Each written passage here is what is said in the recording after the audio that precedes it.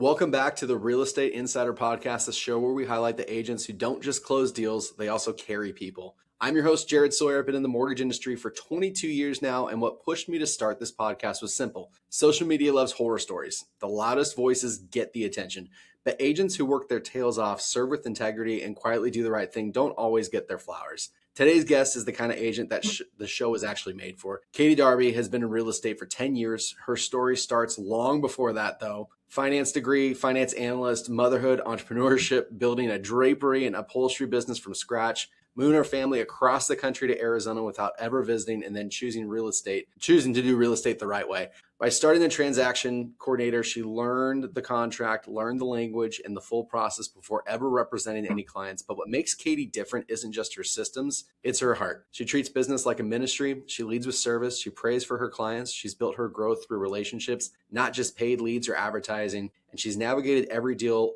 with a personal story, also going through her own personal story since 2025 without letting it derail her commitment to showing up for people. This episode is about faith, resilience, and advocacy, and it's what it looks like to love and lead with a heart. Katie, thank you so much for joining. I really appreciate your time today and coming on. You being a 10-year real estate professional, obviously you had to start somewhere. I think a great place for people to kind of get to know you is before real estate and before life started there, what were you into? I know I kind of gave a little prelude to it, but what kind of got you set on this path and what got you going in real estate? So it's really interesting because I never thought I would be in real estate. Let me just say that first of all. Yeah, kind of always thought I was going to be a career mom. And then I had our first child. And as soon as she was born, everything kind of changed for me. And I realized I love being a mom. Not that I wouldn't, but so I worked 2 years the part-time, and then we had our second child, a son.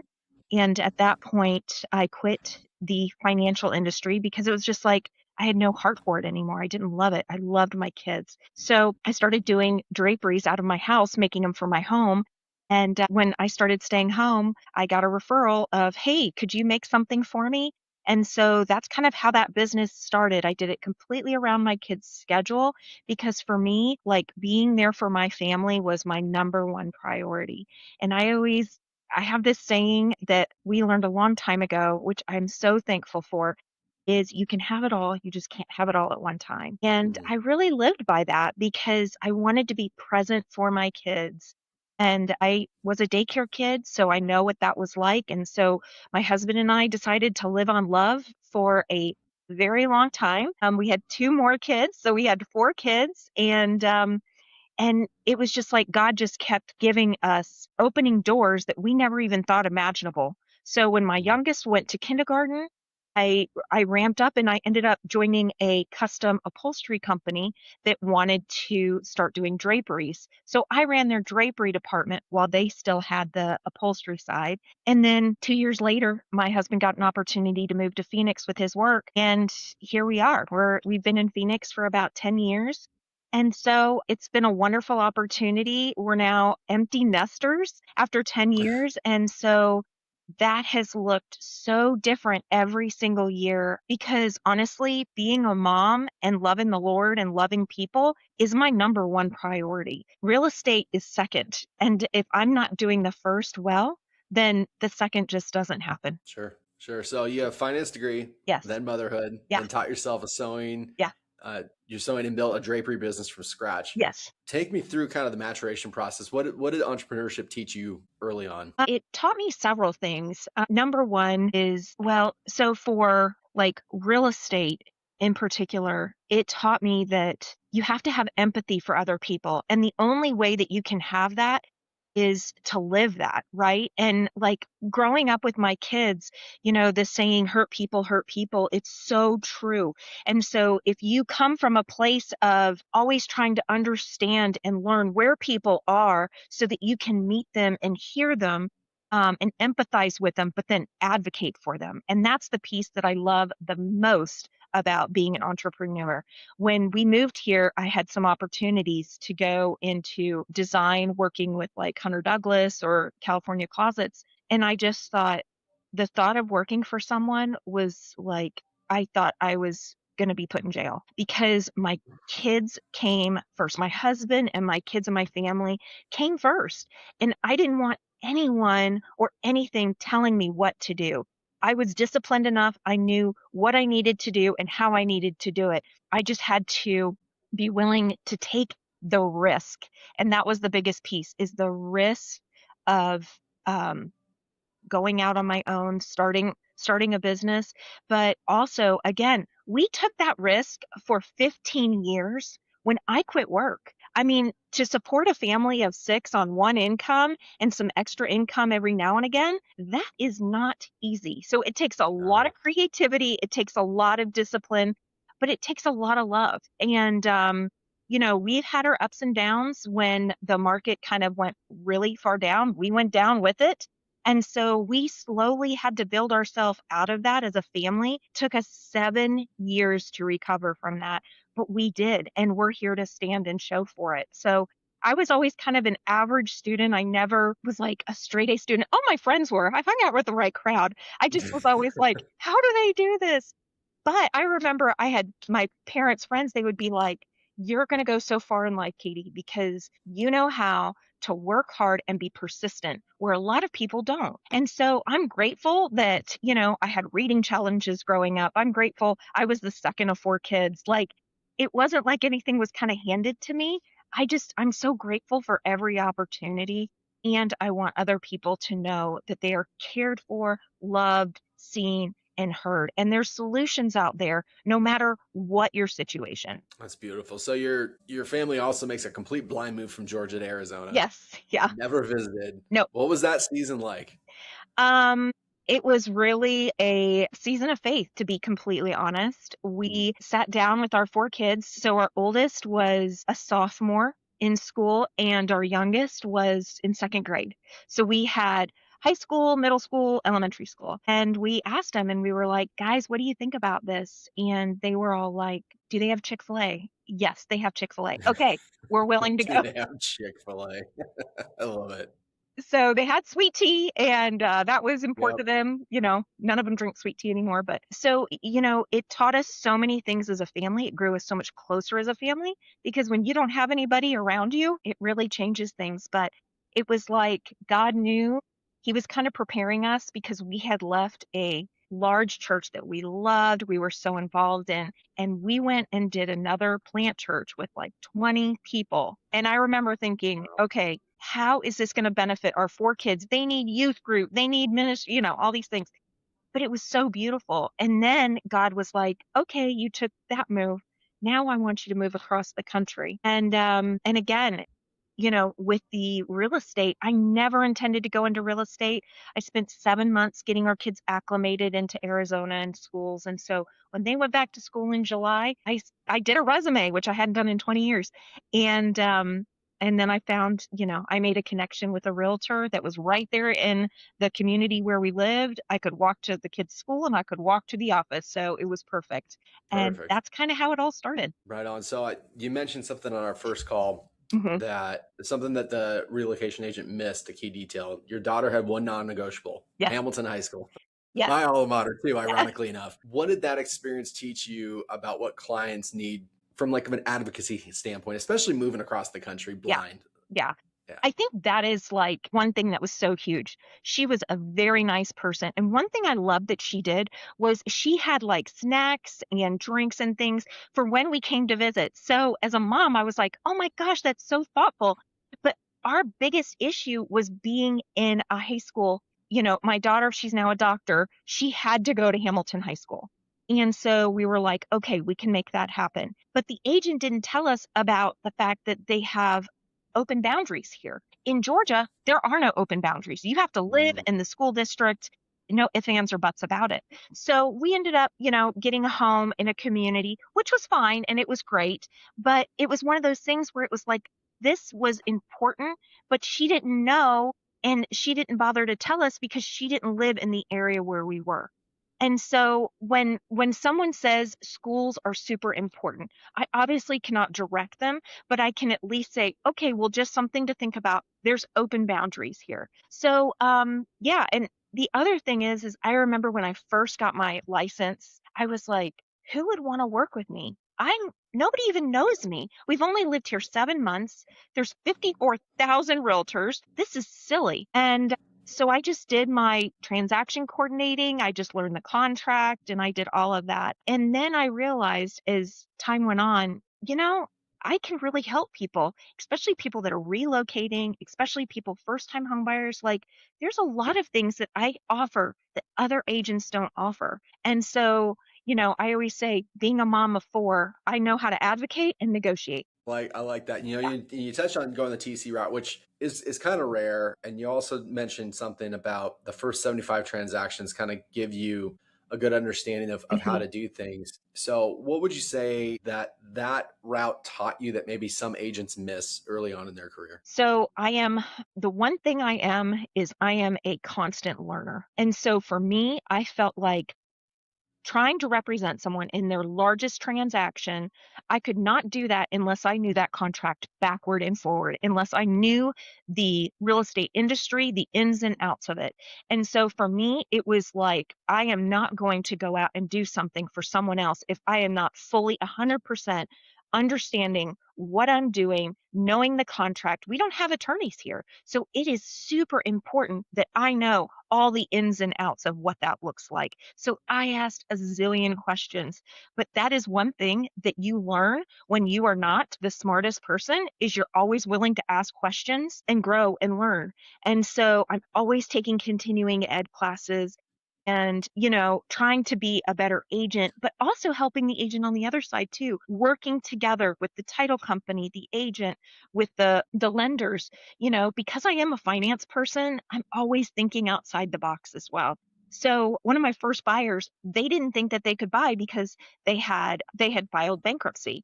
And so it was like, well, wait a minute, you have options. So again, knowing everything helped me help other people. I think it's really important to have Yeah. a holistic approach, especially with what you're doing, because you're going to be the main source of contact for the Yeah. transaction, right? I mean, even on my side of it, where I'm in lending, the real estate agent, 9 times out of 10, they're going to be the closest person with the client. Yes. And so it's really important that your position be a position of trust because people are going to come to you with a spectrum of Mhm. questions. So I think it's really smart that you have that experience. And also, you say you're not the smartest person in the room, but you are asking questions, which would make you also the smartest person in the room to ask those questions because unless you ask, you just don't That's right. know. That's right. And I mean, for you looking at 2024 and 2025, it looks like you're starting to really hit your stride. And what changed for you? You talked about you joined coaching. Was it just coaching after a tough year? What else really kind of started to click with you here in the last couple of years?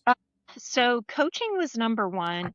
And that was the piece that it took me a little while to figure out was I need people. I need people and I need to be around people. That is like one thing that really gives me a lot of energy. And then so 2023 was kind of my, lowest year. I joined coaching at the end of 2023. 2024, I almost doubled my production that year.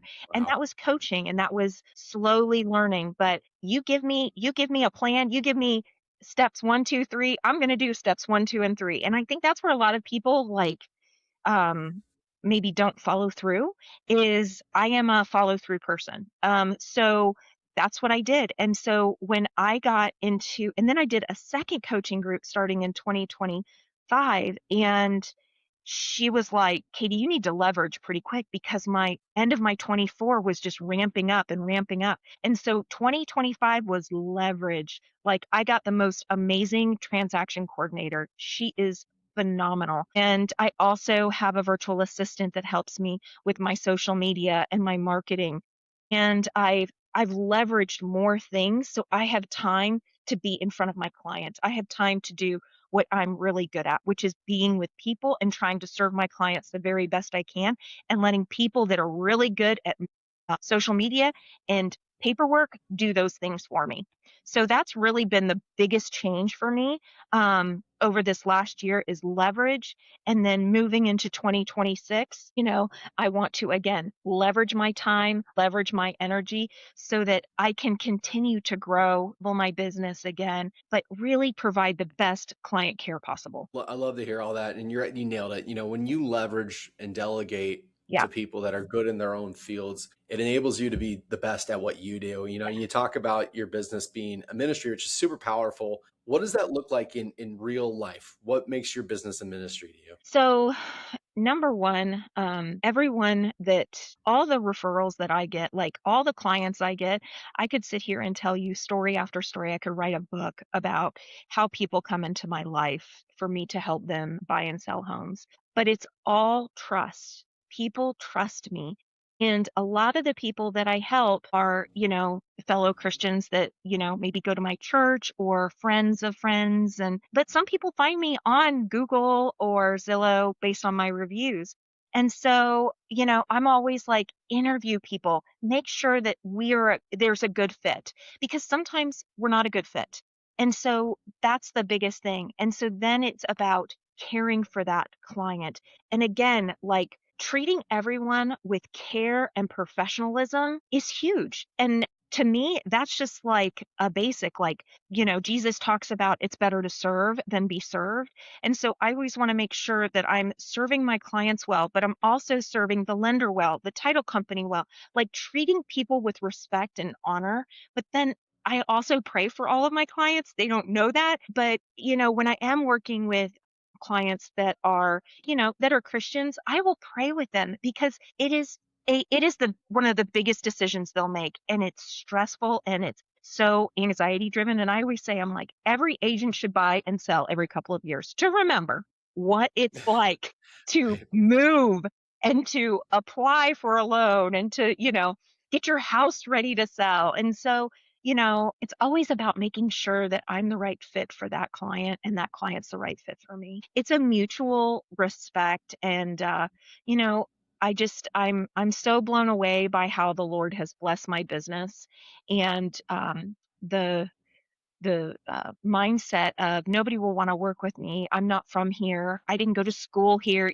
Was just garbage. It was garbage, because people need kind people that care about them and care about their situation, and that's one thing that I do. That's beautiful.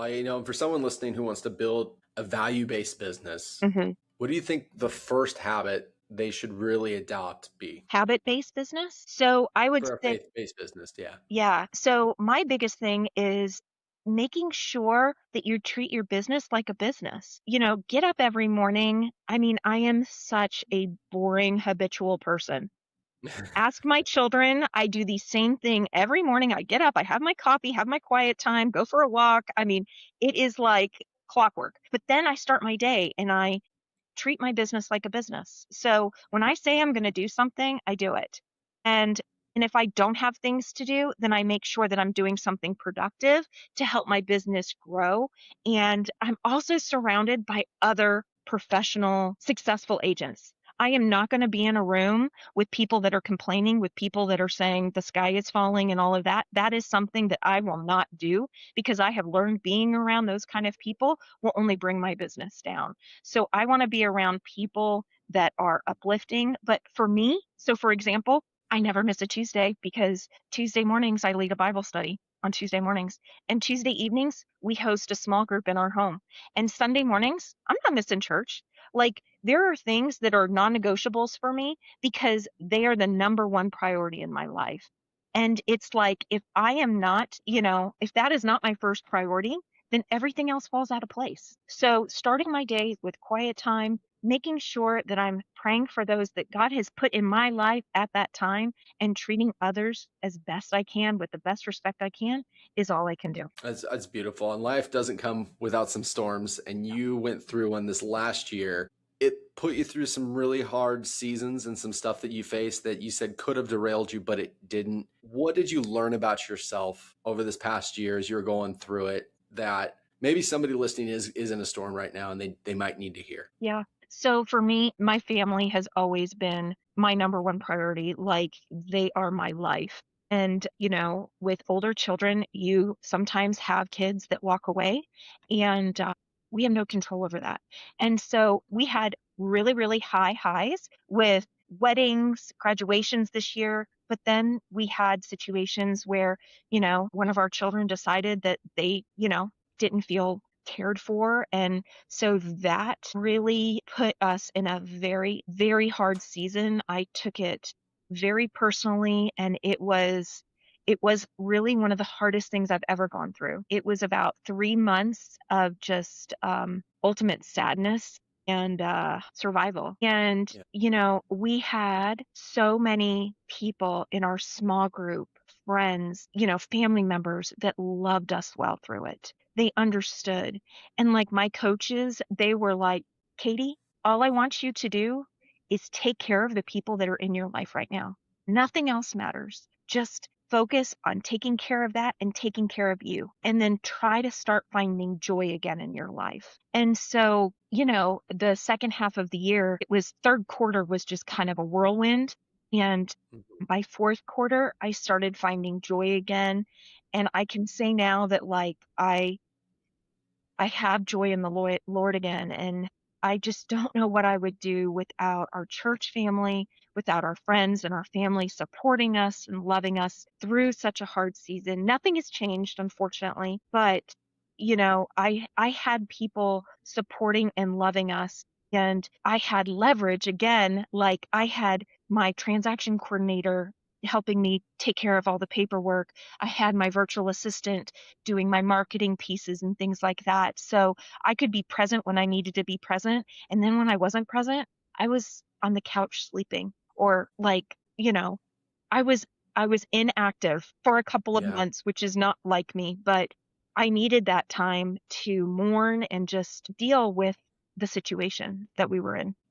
People I don't think quite understand the impact going through storms have, especially when you're running your own business. Yeah. There's no PTO, there's no bereavement. It's either you work or you don't. And you're providing for your family. So our job is the front of our business, right? It can be really difficult because sometimes we don't want to be in front of people. No, Sometimes I we're didn't. dealing with our own things Yeah. and our own storms that we're dealing with. What kept you going even when you didn't want to do it? Just really the faith. It was the faith of my husband and I are so much stronger and closer because of this. And it was literally get my shower, get dressed, go do what I need to do, and then come home and go back to the couch. Like it was really survival mode at, at the worst part. I literally did what was necessary, and then I did what I needed to take care of me so that I could get back to being the best version of myself. And again, it was prayer, prayer, prayer, like all the way through, and being carried by fellow believers and friends and family that believed in us and loved us, and that helped get us through. And even people that knew the season that we were going through, they were still referring people. Like I was still getting business. So it was like, it was so cool. And even some of my clients knew, very few, but a few knew what was going on, and they were praying for me too. Like, how beautiful is that? That's amazing. Yeah. That's absolutely amazing. And it's a testament to really, you're not just building a business, you're kind of building a community Yeah. in a lot of ways. Yeah. Because when you get God involved in the nucleus of anything that you're going to do, it's going to connect people. Yeah. And that's why I think it's so powerful that, especially with other believers that you work with, where you can have those conversations, you can pray with them. God's a part of the transaction and really should be, because it's a big deal. And there's a lot that goes into it. But I think the other piece to that is when you do face storms, and we all do. I Yeah. mean, that is a guarantee in this life that sooner or later you're going to deal with something that you really don't want to deal with. Hmm. Having that community that you've built is a testament to how you've structured your business in a lot of ways. Yeah. You talk about leverage, being able to then, lean into your team and Hmm. say, hey, I need you guys right now bad, because there's no stopping the show, right? You still have clients to serve and your Yeah. pipeline gets really extensive. So outside of the storm aspect of it, how do you stay on top of your pipeline on a weekly basis to make sure that you're not missing people, phone calls, everything that goes into it? Yeah. So great question. That is where I feel like I have really grown this year, and it's through my CRM. So I really have my assistant. She helps me with maintaining my database, but I have like certain things that I want to do every month, which is doing dropping off little gifts to certain clients, having lunch with friends and past clients. And the thing is pretty much all my past clients become my friends. So I have certain things that I have to do every week. But you know what? It's all things I love doing. So it doesn't bother me getting in front of people, talking to people, making phone calls, checking on people, and then just being a resource. That's a huge thing for me. I never want kickbacks or anything like that when I'm referring people, a roofer or a painter or anything like that. I just want them to take care of my clients the way I would take care of my clients. So I always want people to call me if they need, like, I had a friend that, when we had that huge rainstorm, her roof Mhm. leaked. And so she was like, I don't even know where to start.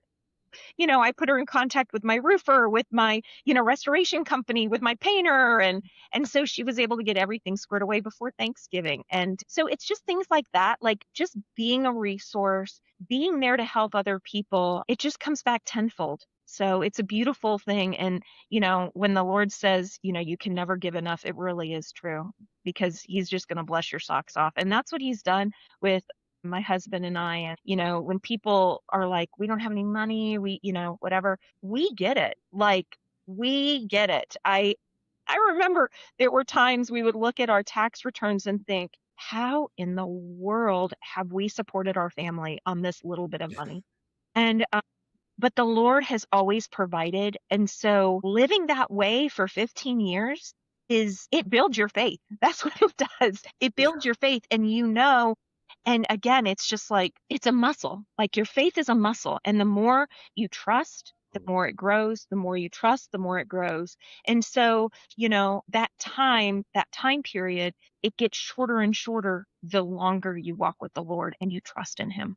That's beautifully put. If you could go back in time, maybe pre-move from Georgia out here to Arizona, what's a piece of advice you would give a younger Katie at that point? If you could just time travel, pop in, hey, I'm from the future. I got 15 seconds. Let me give you some advice. Great question. Our life is so different now. You don't know what God has in store. So, one of the verses is, I will do immeasurably more than you could ever ask or imagine. And I would say, trust the Lord when he says that, because that is what he has done. He has done more than I could ever ask or imagine in our future with our family, our children, everything. I never thought, we would be able to help our kids pay for college. We've been able to help our kids pay for college. I never thought we'd be able to, have the house that we have.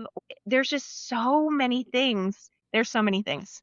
And just be faithful and lean on the Lord and lean on the family of faith that he provides for you. Last heavy question Yeah. here before we wrap up. So, way out in the future, talking way down the line, Okay. we're at a celebration of life for Katie. Okay. People are getting up and they're talking about you. What do you want your lasting impression or what people would say to be about you? That she heard me, that she cared, and that she loved well. Yeah. Well, that's beautiful. Thank you so much for coming on today. It You're has been a welcome. pleasure. Listeners, thank you so much for joining us. Please like and subscribe for more in-depth real estate knowledge. Katie, where can people find you if they want to work with you? They can find me, Katie Darby Realtor. So I'm on Instagram, Katie Darby Realtor, or my website is just katiedarby.com, Katie. And I will make sure that her information is posted here in the description as well. Once again, I'm Jared Sawyer. Goodbye and take care. Thanks so much.